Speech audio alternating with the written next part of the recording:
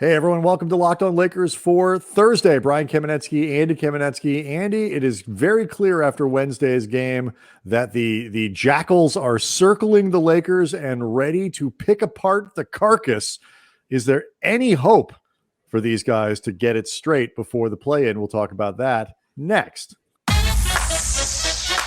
You are Locked On Lakers, your daily Los Angeles Lakers podcast. Part of the Locked On Podcast Network, your team every day.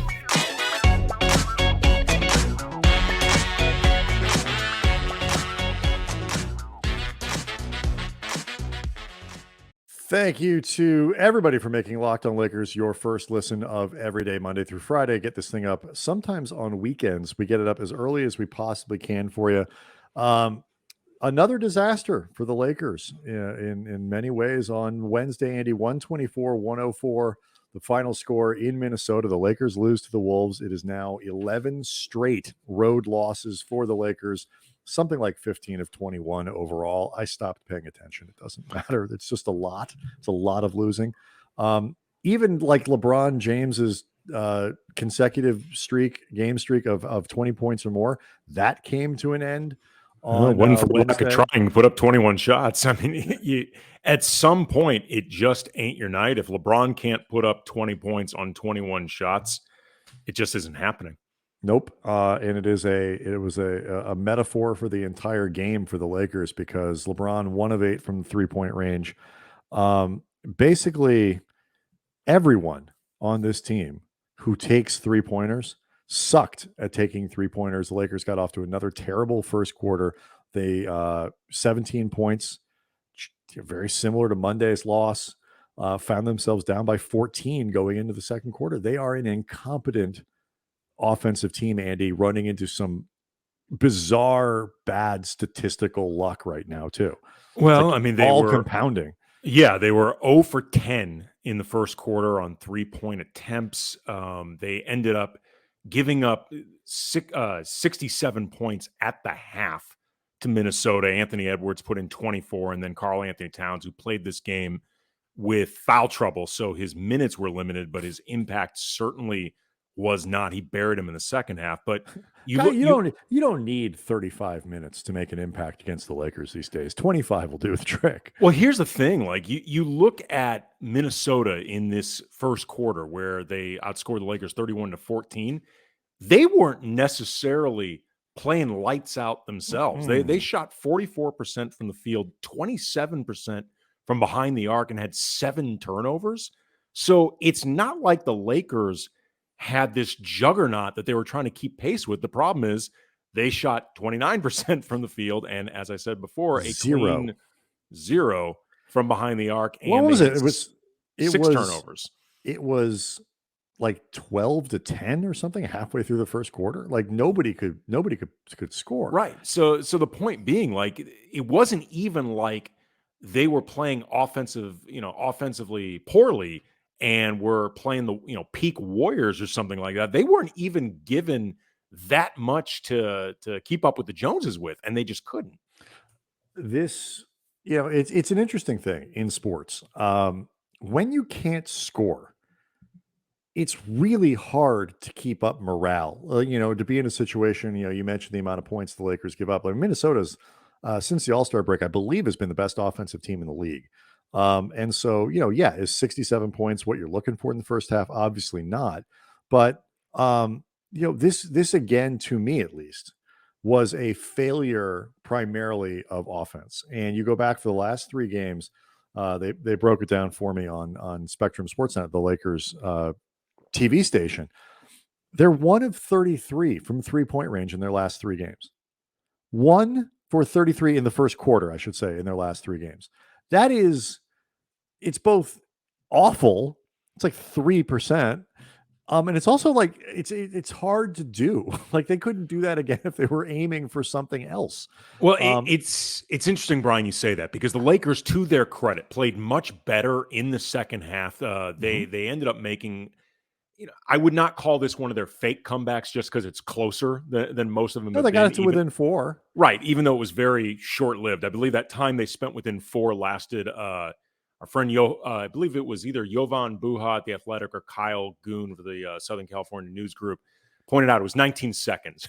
Whoever did the math on that. But you know what the difference is? The reason it wasn't like a fake one was it the game on Monday, the Toronto game, where like they got to within 9 or something or whatever, but there was like a minute and 20 seconds left. Right. This was 4 points with a lot of game to go. Yes. So this was a real legit push back into the game. Right. And again, like to the Lakers' credit, this was actually a game, and LeBron talked about this afterwards. Frank Vogel talked about it afterwards. Russ, like this was not a game where effort and the desire to actually win was a problem. Like there are confidence problems with this team, and I think the confidence affects everything from execution to body language to just the overall verve with which they do some of this Joie stuff. de vivre.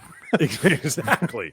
But this was not a game where I think they accepted their fate and just sort of hung around on the court till, eventually they got decapitated or whatever. This was a game where they were looking to win. But when you mentioned before, like the 1 for 33 in the last few games in the last the opening 3 first quarters from 3-point range, 1 for 33. As much as the Lakers played legitimately better in the second half, and I'm not trying to make this a backhanded compliment because I don't mean it that way. Some of this comes down to just baseline competence versus utter incompetence. Like, I don't expect them to be lights out from 3 necessarily because right now they don't have good shooting surrounding LeBron. That's not the way this team is set up right now. But you know what? How about you aim for high 20s from behind the arc, and maybe we try to build a little bit off that. Low 20s would do. Sure. So that's what I'm talking about in terms of just like some of this. It just feels like, look, they're not a good team, and I accept that they're not a good team. You and I have spent an awful lot of this season acknowledging they're not very good, but you watch them thinking they shouldn't be this bad this often. Well, yes and no, to channel our friend Darius Soriano at Forum Blue and Gold. Are they 1 for 33 in their last 3 first quarters in 3-point range bad? No NBA team is actually that bad. If you gave brought DeAndre Jordan back and let him take 33 first quarter 3-pointers, he'd make more than 1. He might make 3. You might give him to Dwight. Dwight's red hot from back there. It's like the Houston game, that famous playoff game where they went for like 1 of 28 or something from 3-point range. Like, it's a statistical oddity that they are that bad as they've been in, whatever. And that's why they've gotten buried in some of these games. And, they quasi came back against Toronto. I agree with you. Not really. They legit came back in this one, but in the NBA, the margin here is, are you 5% better than your opponent? Are you 7% better than your opponent or whatever? If you fall into a shooting situation where, it's just comically awful, cartoonishly awful, like in terms of like just your eyes pop out at how bad it is, you can't come back in the NBA from down 25, down 28, not regularly, and not win games. It takes too much effort. And, they're a bad team when they do the competent thing, when for them they shoot 31% from 3-point range or whatever it is. They're still bad. They have no chance when they run into this kind of collective cold streak. And what I want to talk about next, though, is the sort of the psychology of it, because there was a lot of time spent after the game, Andy, talking about belief and, can they be confident when nothing is going right for them and the losses are piling up or whatever. I think the psychology of this is fascinating. And I want to get your opinion about, some of the stuff that they were saying after the game. We'll do that next.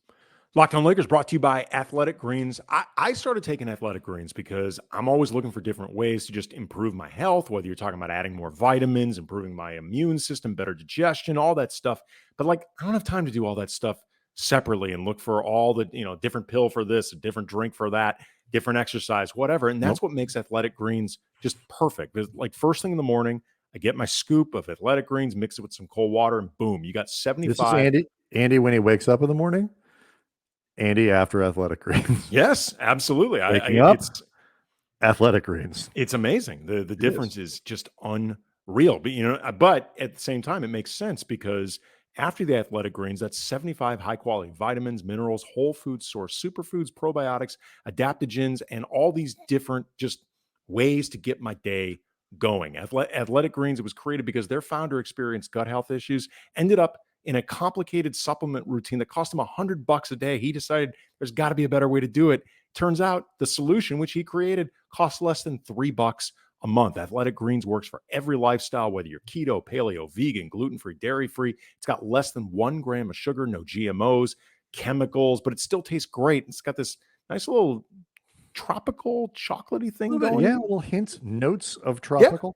exactly. You can actually put it into, like a decanter, and then you Right, do a when little I- sniff test, all that stuff. Yeah. So that's actually, it's what I request when I go to a winery. So make it easy. Athletic Greens is going to give you a free 1-year supply of immune supporting vitamin D and 5 free travel packs with your first purchase. All you have to do is visit athleticgreens.com/NBA network. Again, athleticgreens.com/NBA network to take ownership over your health. Pick up the ultimate daily nutritional insurance. So it was a few weeks ago, Andy, that Frank Vogel was asked about whether or not he had faith in this team and why he still had faith in this team. It turned out probably was misplaced, but anyway, he said that he has faith because faith definitionally is belief in something that you can't see. That they haven't had, the evidence that they could be. This is just being asked about making like a deep playoff run, like whatever. And he's like, we haven't seen the consistency, but But they can make a deep play-in run. like I said, context has changed. Yeah, sure. Since then, though, it's only gotten worse. And after the game, there was a few different lines of questioning about just the idea of, you need more confidence, you need more swagger, you need more belief, but it's hard to have that when there's been virtually no evidence that you ought to be believing, or that the performance is there, and it becomes this sort of cycle where you don't play well, it chips away at your belief, makes it harder to win, which makes it harder to believe, which chips away. Like, is there any way out of this, do you think, for this group, even a little bit, to where they could swap wins and losses every other game or something like that? I mean, it would help if you start making shots early in the game. I mean, LeBron was asked afterwards if there was either a commonality or an explanation or something to explain what's going on in the first quarter lately that puts them behind the 8 ball so dramatically, so regularly. And LeBron said, I'm paraphrasing, but just make shots. Like, this ain't rocket science. Like, you have to make these shots, or else more often than not, you are going to end up digging yourself out of a hole for an entire game. And this team, whether they have the will to do it or not, that desire that's required, they've been beat down this year through injuries, and LeBron is dead ass exhausted. They don't have the reserve on tap to spend this much time just trying to get themselves back to even, much less actually hang on to win a game. Like, it is incredibly important that they can just make enough shots that even if they're behind at the end of the first quarter, they're behind by 6, Makes as a opposed huge to difference. 16 It's or a huge 20. difference. Like I said, if you give up 31 points in the opening quarter, you should be down by 6. You should be down by 7. You should not be down by 14, and that is a huge thing. The other Monday night against Toronto, when they scored 12 points in the first quarter, 12. Again, they didn't give up an outrageous number to the Raptors in that first quarter, but they were down by what I think it was in the 20s at that point, because they scored 12 points. And, when you can't score in professional sports, really any sport, I mean, but no one cares about that is a different kind of demoralizing, action than not being able to get stops or whatever it might be. Like when you cannot put points on the board, it just sucks the life out of you. And as much as I don't like what the Lakers do offensively, Frank Vogel made the point. They were 4 of 23 from 3-point range. That means they got 23 wide open 3-pointers and missed 19 of them. You know, I don't know what the solution is for that. I think, Vogel, LeBron, they're right. It's like, make a damn shot, and they're not missing on purpose. So, well, I think maybe the start of it just goes back to believing in yourself. Like, even if you don't believe in this team collectively, and there's certainly reasons why you wouldn't, you could just look at yourself and say, well, you just look at yourself and say, I'm going to do my part, and I'm going to have confidence in my ability to do my part.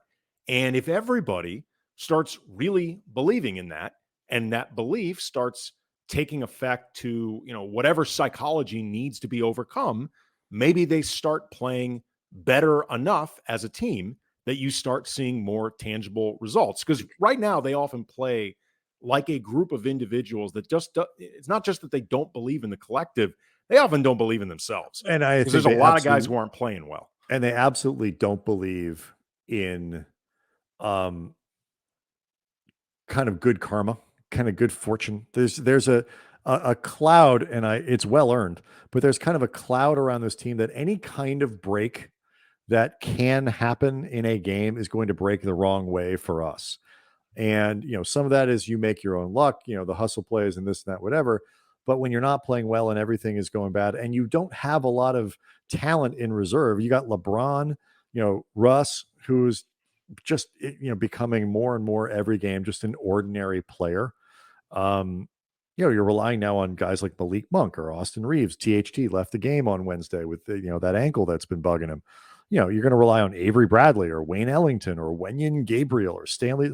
These are not NBA players that are going to win you a game or a lot of games. And the other thing about this, Andy, that was a big part of the post-game commentary and the post-game questions, Minnesota was yapping it up. And I mean, there was a ton of trash talk. Some of that's Patrick Beverley, who gives off unusual vibes.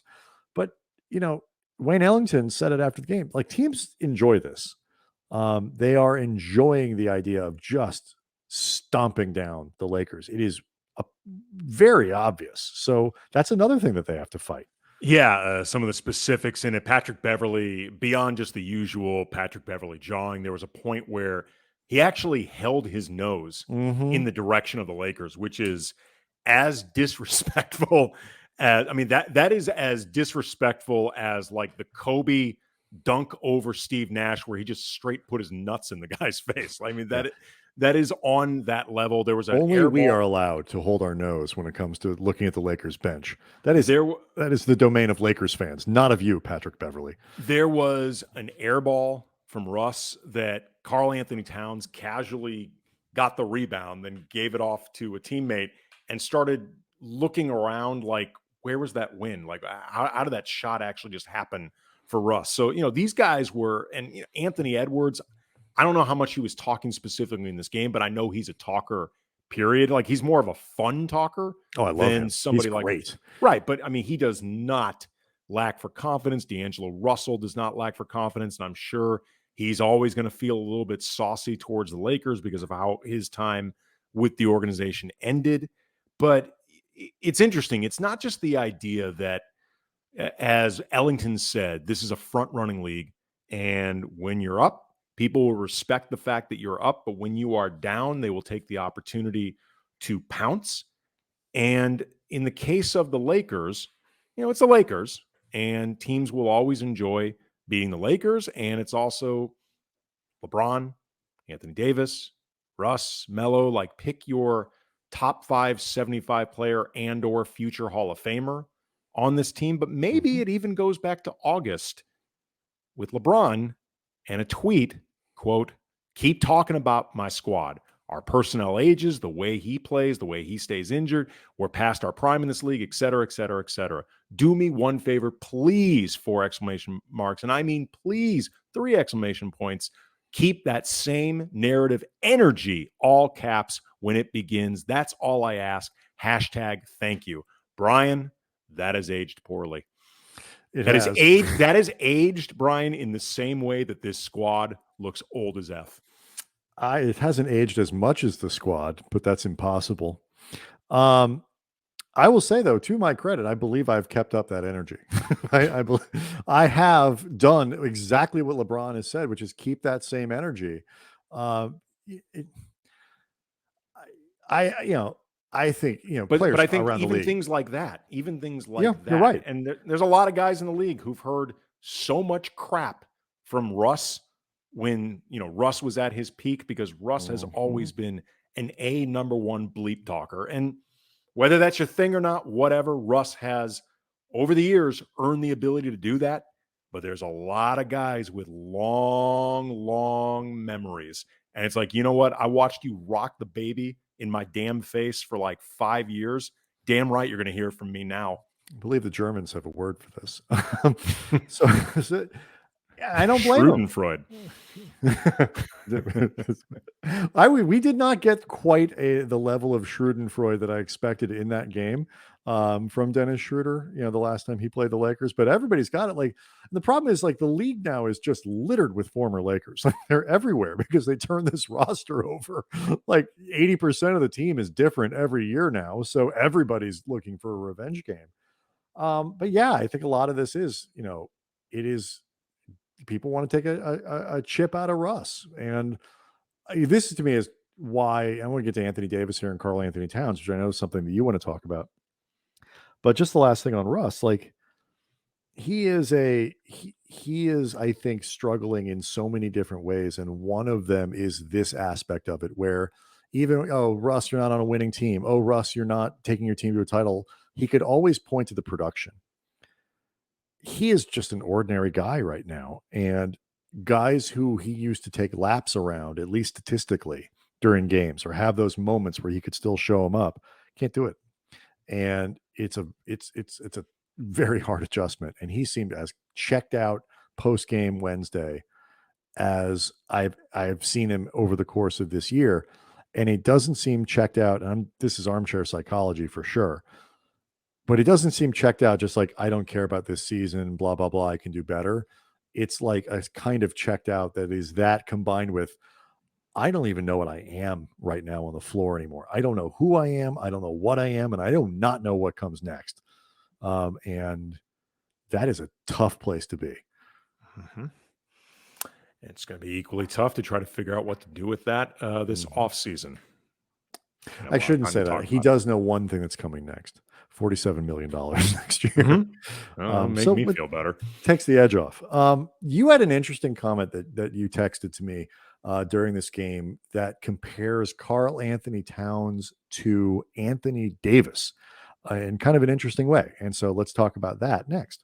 Locked On Lakers brought to you by BetOnline. It is that time of year again. College basketball's tournament is finally upon us. And from all the latest odds, contests, player props, betonline.net is the number one source for all your sports betting needs and info. BetOnline remains the best spot for all your sports scores, podcasts, and news this season. It's not just basketball. BetOnline is your continued source for all your sports wagering information needs, including live betting and your favorite Vegas casino games. So head to the website today, use your mobile device, learn more about the trends and actions. BetOnline, where the game starts. All right, so break this down. Like, in theory, this game should have featured two Kentucky greats, Anthony Davis and Karl Anthony-Towns. Obviously, AD still out with the ankle injury. But when you're talking about these guys, so these are two of the premier big men in the league. Similar in some ways in terms of how they play offensive, very versatile and all that. I think Karl Anthony-Towns actually is the shooter that people wish Anthony Davis would be. Towns actually is that guy, 41% 3-point shooter. He just won the 3-point contest. That dude is a straight up sniper. Like he's he really. I don't understand. Can you explain to me, other than the fact that he's tall, why people were surprised? I saw the numbers of like the odds for that contest. I'm like, if I were the type of person who bet on this stuff, I'd put my money on Towns. He's a 40% shooter from 3-point range for his career. The worst he's been since his second year in the league was last year when he was at 39% and like had COVID half the year. I mean, I have no idea. I didn't get it. He's awesome. Yeah. He's a legitimate awesome shooter. He is, as I said before in this game, he was riddled with foul trouble. He didn't play for long stretches of this game, only was on the court for 26 minutes, 30 points, 8 of 15 from the field, 13 for 13 from the line. And his splits, the last time I looked at him, they might be affected a little bit from this game, but probably not too much. He is shooting, I believe, 53% from the field, 41 from behind the arc, and 82 at the line. Like, that might not be quite Dirk, but that is freaking amazing. I mean, and some of, Dirk was an incredibly talented scorer, but I think when you look at just the entirety of low post action and stuff like that, Cat's more of a threat than Dirk was. He's more of that sort of, he's, like Joel Embiid, like, AD in theory or whatever, guys who are post players, but can also step out. Yeah, not that Dirk couldn't do things in the Dirk post. Was not a center. Dirk was a forward. Right. And it's pretty remarkable watching Karl Anthony-Towns. Like, he has said before that he wants to be known as the best shooting big man in the league. I have heard, I don't remember which NBA analyst it was, so I don't want to miscredit the wrong guy, but I heard somebody who I know I respect talking about how Karl Anthony-Towns... Not enough to remember his name, but definitely with a great deal of respect. Could have been a she, Brian, That's as true. well. But it just talking about how Andy forgets who it is on a gender-free. Well, this also was, I think, something I heard on a podcast like a month and a half ago or something. But anyway, that like Karl Anthony-Towns could be the most well-rounded scoring big man ever. Like, that if nothing else, he is looking to shape his career in that direction where you look at him and say he might be the most talented scoring big man ever. And I don't think it's insane to think about him, and at least potentially in that light. So it got me thinking about the idea of the elite and unique skill set of Karl Anthony-Towns versus the unique defensive skill set of Anthony Davis, and either what affects a game more, what makes more of a complete player, what makes you more of a unique player, because what AD does as a defensive player, there ain't many comps for that either. What he does at his size and, when all he's different spots in the court. when he's fully locked in. Oh yeah. And it just got me wondering sort of like what affects a game more, what becomes more valuable through scarcity. I would say that Anthony Davis, if you factor in both sides of the ball, is a more well-rounded player than Karl Anthony-Towns on balance. But I think Cat might be a better passer than Anthony Davis, or at least certainly comparable. I was just thinking about it. I thought it was interesting. It's one of these things where I for me, when you asked me the question, I was thinking less about those two. I don't know. It's a really hard thing to compare. Like, is one guy's offensive dominance more valuable than another guy's defensive dominance because so much of it is based on the context of the team around you. But I will say it drove home for me some of the frustrations really that you have with Davis, both in his availability, but also just as an offensive player, because Towns, in the games that I have watched Minnesota play, and maybe there's some recency bias here because we're just watched him score 30 against the Lakers, and 2 days before that dropped 60, so, he is definitely front of mind, but it's like there's a consistency to his offensive game and a force and an impact of his offensive game, it seems, that isn't always there with Davis. And, the thing about defense is, you can either make up for it with a pretty good infrastructure around you, like Minnesota's trying to do this year, because Towns not a great defensive player by any stretch. No, he's not. He's getting, I think, a little bit better, but he's not good. And that makes his offense more valuable if you can cover for him defensively. And a team like the Lakers in the bubble, where you needed, because they weren't a great offensive team even when they were, winning. You needed sort of a transcendent Davis defensive performance to kind of make the whole thing work from a glue standpoint. Then add competent centers and add LeBron and add KCP and Kuz and whatever. But he was still the linchpin of that. The question just made me frustrated with Anthony Davis. I mean, I don't even know if I gave an answer to your question because I like I said, I couldn't figure out a way to even quantify it. But what I was left with was frustration at Davis for what this season has been and all the players that we sort of talk about now as sort of having passed him by in the rankings, the hypothetical rankings of elite players around the league. And I think if you asked a bunch of GMs right now, like Davis or Cat, what do you think they'd say? Well, I think they might take Cat right now just because they believe there's a better opportunity to keep him on the court. And yeah, I mean, I'm not, and I don't mean to say like they might take Davis. I don't know, but if you'd asked me in training camp when Davis was healthy coming in, I would have said nobody's taking Karl. Yeah, I mean, Anthony-Towns and over look, Anthony Davis. to be fair to Anthony Davis, because there is that question of a takeover mentality for him and how much of that he possesses, how much he really is equipped to be a franchise face, like a true cornerstone and everything that comes with that. And the ability to just say, F it, I am taking this thing over. How often you're willing to do that beyond how capable you are of doing it. Anthony Davis is clearly capable of it. So it really comes down to how often you want to do it. That is, to be fair to AD, something that's been a knock on Karl Anthony-Towns. No question. Over his Do you care career. about playing enough defense? You're putting up big numbers on trash teams. But that's also why I found the question in this comparison point and, the scarcity, the unique skill sets, sort of the polar opposite skill sets. That's why I found it so interesting, because there are those similarities with both of them.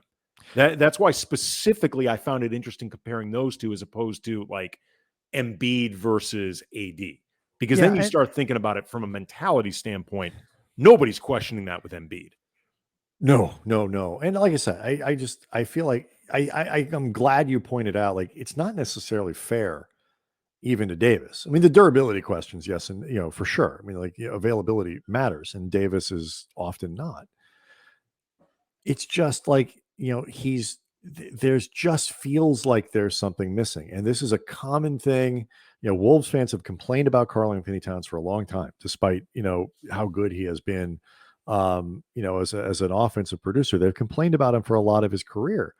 When you watch a player every single night, unless they are Kevin Durant, unless it's LeBron, unless it's, one of two or three guys in the league, Giannis, Jokic, there are probably three or four guys that you don't look at and go like, okay, I got no complaints about what they're doing. We saw every one of Kobe's flaws, and Kobe's strengths clearly outweighed the flaws. But I don't care how great you are, if you watch a player game in, game out, you're going to see things you don't like. And it becomes sort of an unfair thing. And when in a year like Davis has had, which has not been that good, both from a durability and a productivity standpoint, it's just frustrating. I'm sure I'm not as frustrated as he is, but it is not where I expected to be. I think everybody who answers questions about Davis probably needs 3 weeks into the off season or whatever to sort of stop, take a deep breath, and really think about some of the answers to, like, what do you do? But for the time being, it's just a relentless reminder of how disappointing this whole season has been. Yep. Anyway, the Lakers still, in command of, the 9 or the 10. I mean, things are looking good. Portland lost. San Antonio won. Yeah. So I think it's 2.5 games. Is that what we're talking about? Yeah, easy. No problem. Lakers versus Toronto on Friday. Maybe Wizards on Saturday. Get out of the country. Travel a little bit. Yeah. Maybe if fans are lucky, the Lakers won't be allowed back in. I wouldn't let the Lakers into Canada right now. I'd be worried. Sorry. Reminder really quick, too. Friday's show for fans of 710 ESPN is going to feature Greg Bergman as a guest. Corporate Greg, as some of you may know him, the producer of Mason and Ireland, big Laker fan, big Dodger fan. We're going to talk a lot of Winning Time, the HBO show about the Showtime Lakers. So be looking forward to that on Friday. Yeah, that will not be the name of the documentary about this season for the Lakers. It'll just be called Time. It'll just time. Never-ending time. Locked On Lakers on YouTube. Subscribe to that. Thanks, everybody. See you Friday.